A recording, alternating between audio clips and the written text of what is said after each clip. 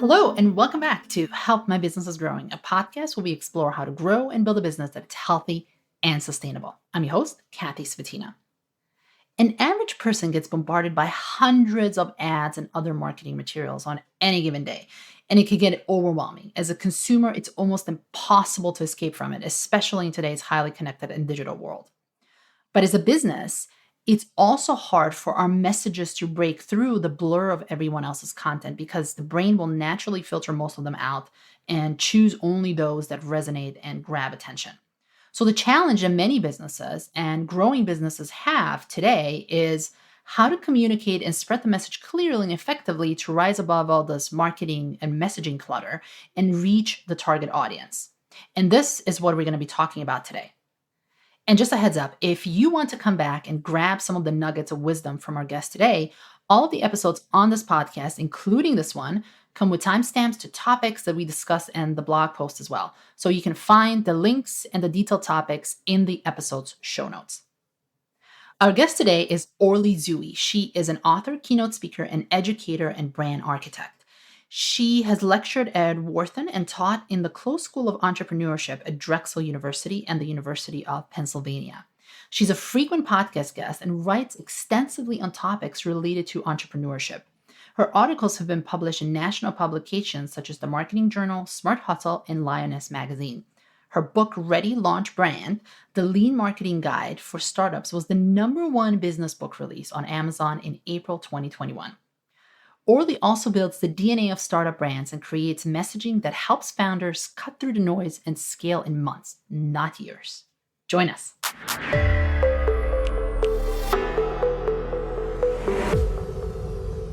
Welcome to the show, Orly. Well, thanks so much, Kathy. It's nice to be here. Thanks for inviting me. Oh, you're so welcome. I'm so excited you're here because we're going to be talking about clear messaging. And, we all know how important marketing really is and how it directly affects the financial performance of the company. But it's really, really hard to get it right. And I almost feel like it's part art and part science. And a lot of businesses struggle with effective marketing and they end up flushing a lot of money down the drain because of that. So why do you think that happens? Well, there's actually a couple of things that I can point to. One is that, as you know, if you don't understand what you're marketing, it's really hard to get somebody to buy, right? So if you think of marketing as the engine to your sales, branding is what actually informs marketing, right? Because marketing is about selling, right? It's about selling product or service. And what people forget is they think they're just going to somehow figure this out, And I've literally spent my entire career creating a process around that to come up with a way that you can clearly identify this is who I am as a brand. This is who I want to talk to, because the reality is you really don't want to talk to everybody because you don't have enough marketing bandwidth to market to the whole world. So the first step is really figuring out who you want to talk to. And it's actually something I've come up with a lot working with my clients, which is the first step. It's like, but then I don't get to talk to all these other people. And I'm like, well, here's the thing. If you do something well, really, really well, and you do this one thing really, really well, I guarantee you what will happen is somebody will come to you and say, you do this thing really, really well for X. Would you be willing to do something for me even though I'm not X? And it puts you in a completely different position, which is now you're seen as an authority and people want to work with you because they see that you're doing something really well. So the other piece about marketing, of course, is, what people tend to do, and this is definitely a bias around marketing, is they expect it to work within 5 minutes. Like, I put something out there, why isn't it working? Yeah. And it's not like a widget, right? Widgets, and I talk about this in my book, Ready, Launch, Brand, the Lean Marketing Guide for Startups. What you think about in terms of marketing, it's not like it cost me $1 to make this widget. I sell it for $5. I've now made a profit, right? That is not how marketing works. Marketing doesn't live on a balance sheet. It's an investment. It's something that you actually put money into, just like you do for your legal expenses, your IT support. It's the same thing. And when people don't see it that way, they're like, but I didn't get what I wanted. Well, here's the thing. First of all, you also have to clarify what you want your marketing to do, and then you have to let it do it. And what I usually suggest is 3 months. If after 3 months you're not getting any movement at all, it's time to revisit. But a week is not enough time to see whether your marketing works. And also, by the way, don't do it haphazardly, which is why I always say pick one, right? Pick one target market, pick one service, pick one thing, especially when you're a young company and you're looking to scale. It's much easier to control one thing than to be on like 10 different platforms and, doing all this, and it's exhausting, quite honestly. It's exhausting, and it does not give you the kind of ROI that you're looking for. And you don't really have the bandwidth for it either, because Of course not. if you don't have enough people and you have one or two people doing all the work, it's a lot of work. I mean, I can actually vouch for this myself. This podcast, it's a lot of work. You would think about it, but there's no way I could have podcast and Instagram and Facebook and LinkedIn. It would just be madness. You're absolutely right. And so, I'm always surprised by startups who say, well, I want to market to everybody, which of course is impossible, especially when you're a startup. And then, they don't actually have anybody dedicated to do it. And I'm thinking, well, how are you going to do this? Right. And then the other thing is, for some reason, there is a bias towards traditional marketing. And it's really part of why I wrote my book, because no one thinks about lean marketing. They think about traditional marketing. So a lot of times people are like, well, I can't afford to do a Super Bowl ad, so therefore I'm not going to do any marketing. It's like, well, let me put it this way. You know how few companies can afford an ad, literally in a commercial during the Super Bowl. I mean, it's like millions of dollars for like a 30-second spot. And that's not a goal, actually, for a startup. The goal for a startup is, and for young companies too, is it's how quickly can you build brand awareness? How quickly can you get people to come back so you build brand loyalty? And how quickly can you build brand equity, which is the value of your brand?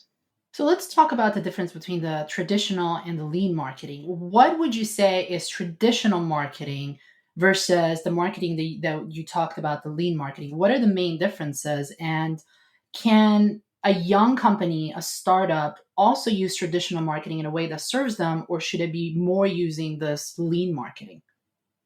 So that's an excellent question. And, advertising, of course, has sort of been the linchpin of traditional marketing, right? And the thing about advertising, so there are a couple things here. One is advertising works really well for established companies that people know about, because what the purpose of advertising is to remind you that we are here, that we're Mhm. still great, that we do these amazing things, right? And it's also expensive. So I also say, unless you have, roughly $100,000 a year, don't even go there. Like, just don't do advertising. It's not going to help you because people don't know who you are. So to build an advertising campaign around something that is you're still kind of figuring out, it doesn't work. The other piece about traditional marketing is, you have campaigns. And so, there's, of course, you can do buys on social media.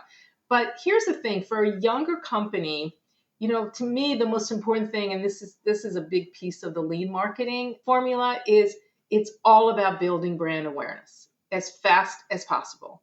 And the way to do that is, this is why, this process that I talk about, my book literally unpacks my process. But what I talk about is this idea that once you're clear on who your customer is, then you figure out where they go. Where do they hang out? Where do they get their information? Obviously, you need a website, because in this day and age, whenever anybody says, oh, we don't really need a website because, nobody really comes here. Well, they don't come here because there's no reason to go and there's no reason to stay. A website is critical. That is important whether you're doing traditional or lean marketing, but it's important because you really want to have, so it's like your flagship, right? It's the place where people can get information. And it does not have to be complex. Obviously, once you're more of a commercial site where people are actually buying, making purchases on your site, that's a different thing. But, most of my work is in the B2B space. So although people do buy books or they buy, other aspects of, especially for thought leaders. But yeah, so you need a website and you need a social media presence. that is, I cannot emphasize enough how important that is. Because one of the ways that you get brand awareness and also build brand loyalty is by engaging with the people you want to engage with. Like, so you think of social media as having a conversation, right? So you want to think about, who do you want to invite? Who do you want to engage with? And then you need to post things that are actually meaningful, not to you, but to your ideal customer.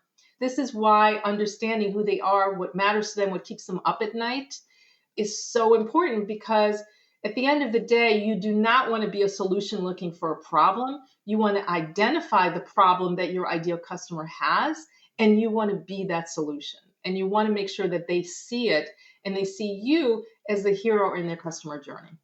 And you know what's interesting about here is there's almost like this aspect of the community, like finding where they are, where they congregate, Yeah. and be a part of their journey as well.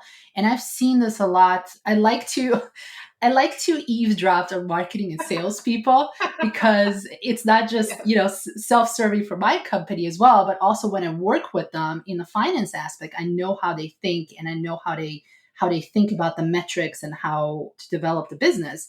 But one thing that I'm constantly hearing about is this aspect of community, community, community.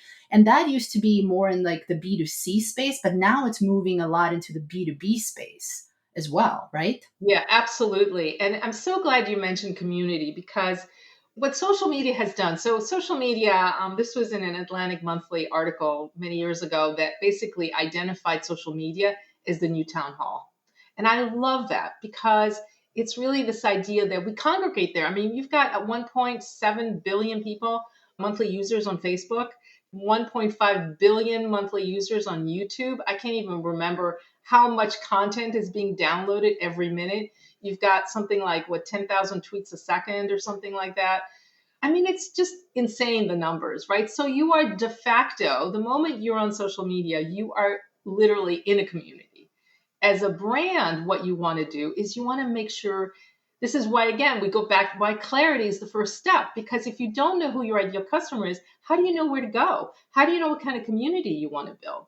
And the community piece is important, because in the beginning stages of a company, of those first 3 years, what you really want is, you want to find people who love what you do and can't wait to tell other people about it.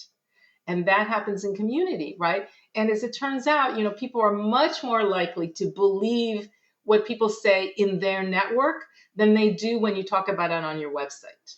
And I want to go a little bit more tactical here. When you talk about having the clarity and being really, really specific with who you're serving, who your ideal customer is, where they congregate, and how do you find them?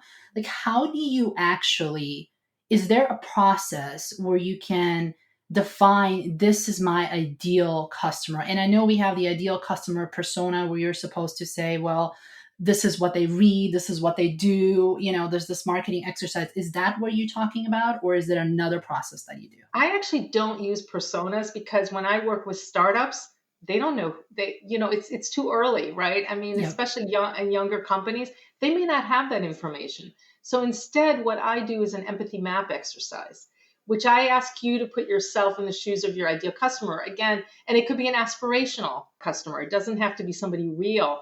By putting yourself in their shoes, and I do have an exercise for that, and it's in my book, as a matter of fact. So I really encourage people to get in the shoes of their customer, and then really think about, what's their pain point, what are they gaining when they work with you. Because once you have that information, and you don't have to, one of the things that I've also discovered is, you don't need 20 pages of information. You need just enough, because again, we live in a world where things are moving at the speed of light, which is why we no longer really do business plans, because business plans used to go 5 years out. I'm looking at the next 6 months, and the technology is literally doubling in efficacy and speed within that time. So things move very quickly. And really, what you want is on the ground. You want to get a sense of who these people are. And then when you go on, and again, in terms of the social media platforms, which we haven't really talked about yet, I'm mostly on LinkedIn and Twitter, because Twitter is for authors and thought leaders, and LinkedIn is really for business. So if you're in the B2B space and you're not on LinkedIn, you don't exist really, because LinkedIn has become the platform for business, and every Fortune 500 company is on there. You've got CEOs, worldwide. I mean, it's really, that's the marketplace, right? And what I have found is that the engagement that you talk about, building community, right? So I've joined, of course, some communities as well, but when you engage on people's posts and you show up, it's, what they say, I think, so what is it, 95% of life is showing up, or something True. something to that Yes. effect, right? So you show up, but you show up with knowledge, with information, and you are gracious and you are open and willing to share that information. That's another piece that I think for some people might be difficult, right? They think, oh, you're giving away everything. It's like, well, I can't give away everything that's in my head, and I certainly can't give away what I'm thinking about next. So I usually tell people, giving away information is how people see how you think and what it might be like to work with you. And we live also in a world of utter and total transparency. So it's been really interesting because, as somebody who's been at this for a long time, I've been able to really watch this evolution from nobody knows anything, right? Like, don't look behind the curtain kind of thing, right? And it's ironically, my initials are Oz, right? So I have a fun time with that. Don't look behind the curtain. Don't look at the little man behind the curtain with the levers, right? But now it's like, all that information is there for us. The thing that's not available is, what do we do with it? And I have found that that is really where I've moved into this arena of being able to very quickly gather information and then turn it into something useful. Because if I can't use it, it's just noise.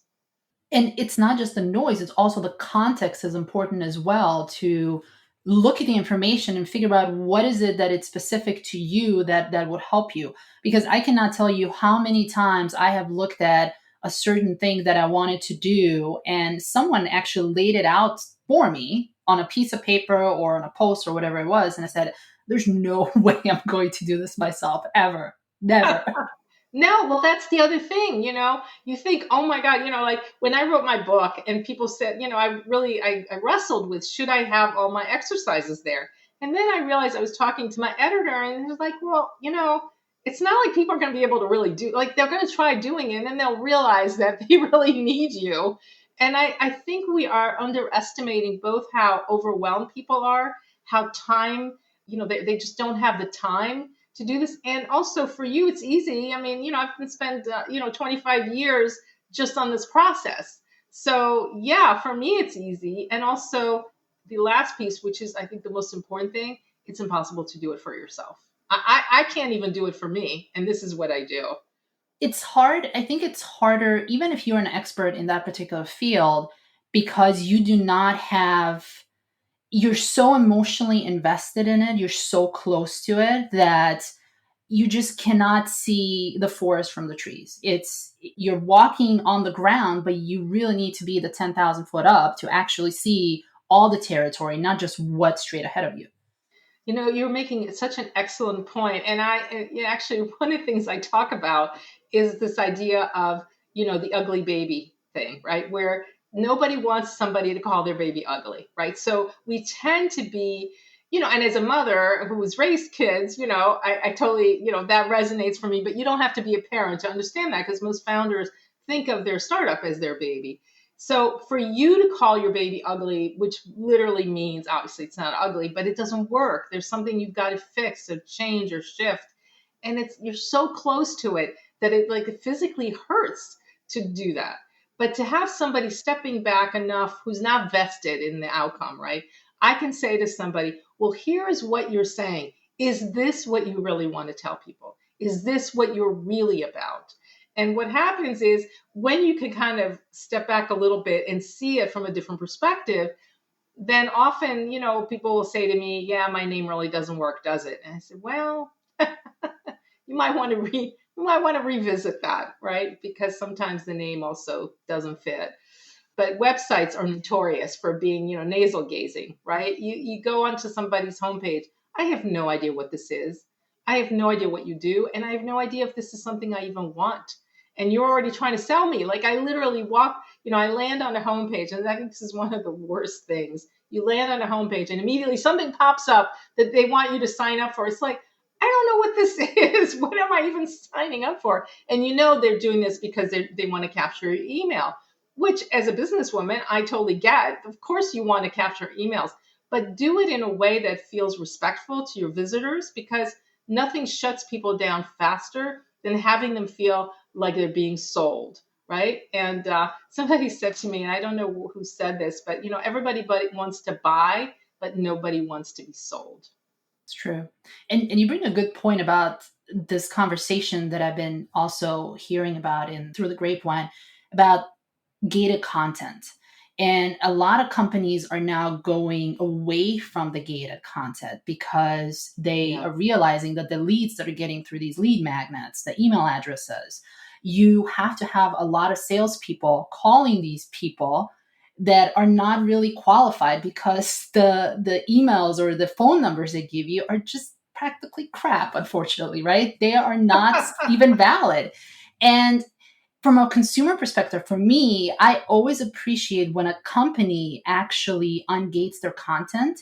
I want to give them my email more because I can see the value that they're providing.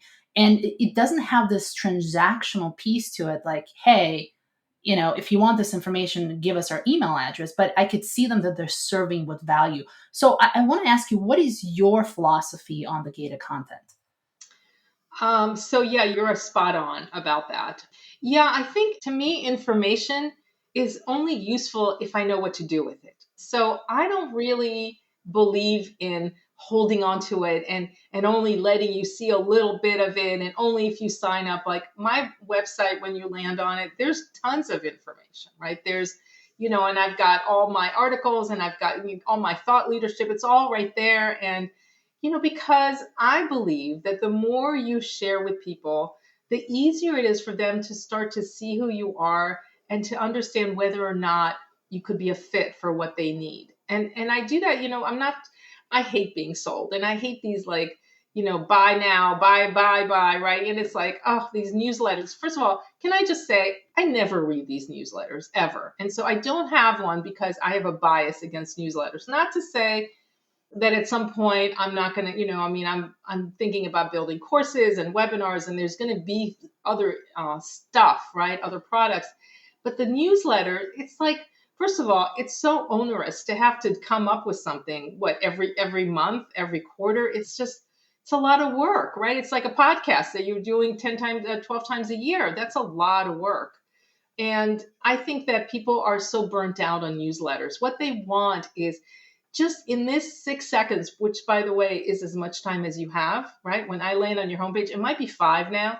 Just FYI, it used to be 12 in 2000. And since 2000 to now, we've literally halved our attention span, which is, not hard to believe given that we live in this, rapidly moving tech obsessed, and tech savvy digital age.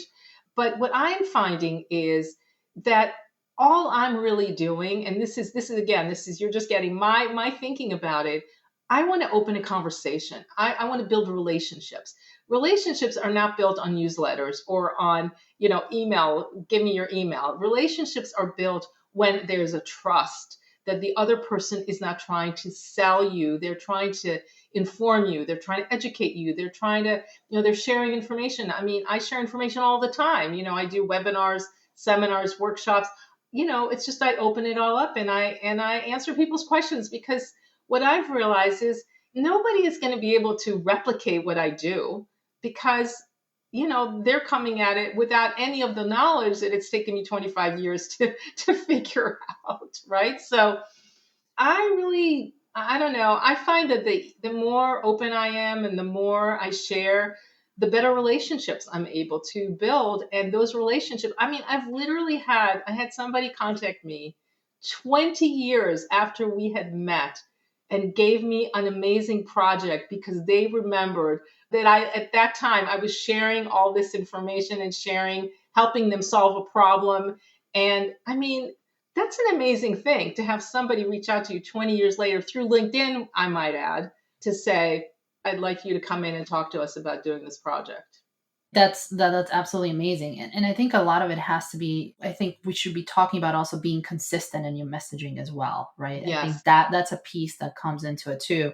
It's not that one day you're offering X and the next day you're offering Y and no one really knows what to come to you for. So let's say that you have gone through the exercise where you have defined your ideal clients. You might actually even had a couple of interviews with them to really understand them. Hmm. Now you know where they hang out and you really want to scale. You want more sales, but you know that you have to go and build the relationships first. How would you go about doing that? Would you go partner with some, let's say, someone like a referral partner? I mean, how tactically, how would you go do that?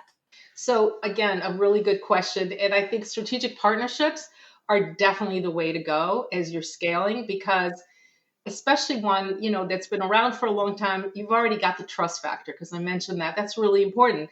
It's you can have the greatest thing ever, but how are you going to get somebody to buy something from you when they know nothing about you and you've just, you're only been out there for a little bit?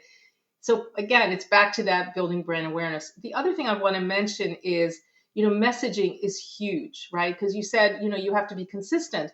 Well, part of the way that you do that is you get clear on the messaging. So this empathy exercise I mentioned, I build messaging from that. That's really directly related to both the pain and the gain for your ideal customer. And once you have those key messages, then everything comes out of that. Like I stay in my lane, right? I'm not trying to sell you. If I don't know if you're asking me something I don't know how to do, I don't fake it till I make it. I find you someone else because I have all these strategic partnerships with people who can do things that I can't. But I think that to your point about scaling, I don't think it's possible to scale one customer at a time. I've tried it, believe me, and it takes forever. And in the world that we're in right now, where you have all these amazing digital tools, I'm talking to people across the country, around the world. I mean, we are suddenly in this place, which is something I want to, for me, this is a real positive. And, not to say that the pandemic has been a good thing, because clearly it has not. But one of the things that have come out of that is all of a sudden we're realizing, wait a second, we're on the World Wide Web, right? I mean, we can talk to anyone, and especially when everybody was in lockdown. Let's face it, where are they going to go? So they're much more likely to talk to you. But the important thing, and this is the other key thing about the clarity. How do you know if a strategic partner is a good partner if you haven't done your work to figure out who you are? Right? Because I look at what is their messaging? What's their value prop? How are they kind of showing up in the world? What's the voice of their brand? And not everybody's going to be a fit. So I look for people who are process oriented, but are also very creative. And as you said earlier about the science and art of marketing, absolutely that is true. It is both a science and an art. If you're just looking to make as much money as possible, that's probably not a good fit for me because that usually leaves out the relationship building and it's more like let's skip to the part where people buy. So I like the idea of people who are already working with the types of clients that I know I'm a good fit for because I've done my homework and I know who I work well with. And they're really entrepreneurial. They're people who are doing something really amazing. I like working with people who want to make a difference, people who have found something new to say or have a interesting take on, kind of how they're approaching their work. And then, it's finding these strategic partners who are also looking to fill gaps, right? So I think that's a really smart way to scale.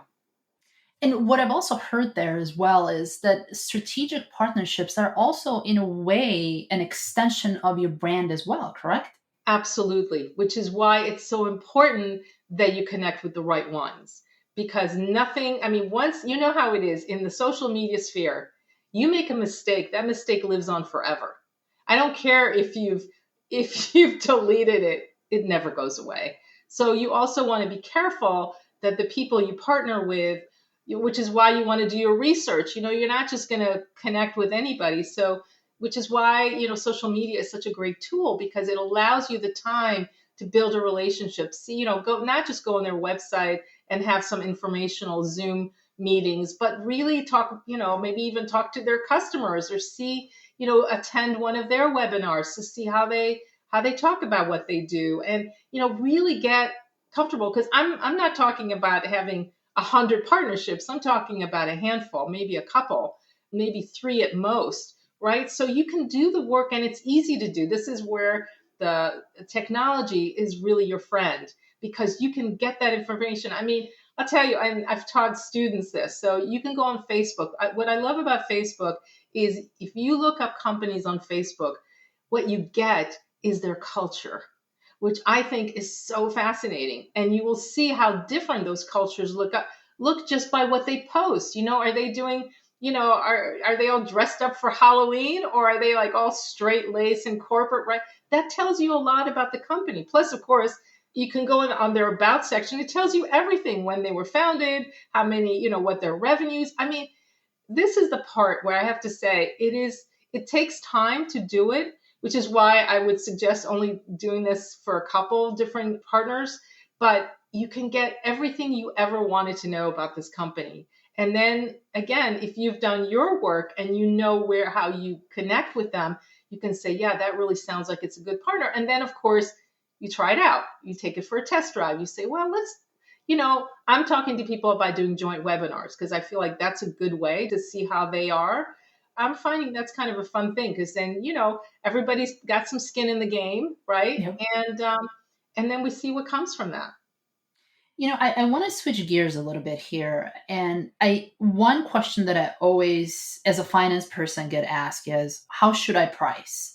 And this is something that is extremely fascinating to me, is because pricing is such a loaded topic. It's not just about the cost or how much, money you need. It has this aspect of branding. It's the aspect of value. It's how much do you value something and how do you price it? And I feel like a lot of that comes with the clarity of who your customer is, what they care about, and how much do they care about solving for that problem that you are solving for. So I want to get your take on it. How do you look at pricing in the sphere of clarity of messaging? So I'm going to give you a couple answers. One is David Acker, who is literally the person who started this whole conversations around brand, and he's written several books. He's now on YouTube. I mean, the guy is probably in his 70s, and he wrote a book, Building Strong Brands. And one of the things he talks about in this book, and in fact, I started my whole process around some of the things he was talking about, but this idea that what it costs goes directly to the brand perception. So it actually turns out that if you charge too little, it's just as bad as if you charge. So the way and this is just anecdotal, but the way you're charging the right price, and he actually says this, I think he talks about this in his book, is you say the price and then you wait. And if the person hesitates just for a couple seconds, that's a good price. If they immediately say no, two things have happened. You have not made your case for the value, or they're not ready to buy, or they're not the right client. So there's actually three things, right, that you want to look for. But the price, it's not just this formula of, okay, I add up, and I've done these exercises, you add up all your expenses. Yeah, then I'd be charging $1,000 an hour. I would love to get to that point. Not quite there yet. But yeah, it's really more about, the first step is you need to establish the value, and the value is not the value to you, but what does that potential client get as a result of working with you, which is why you really need to understand who they are, and you need to ask a lot of questions. So I think one of the mistakes we make is we're too quick to give the price. And what I'm learning, and I'm still learning. I mean, everything I'm telling you are things that I've had to learn. So it's not like, you don't just know this stuff, you figure it out along the way.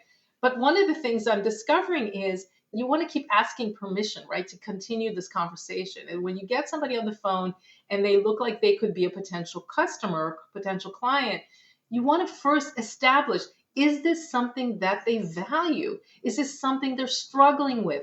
Is this something that they want to fix? Because if the answer is no, it doesn't matter what your price is.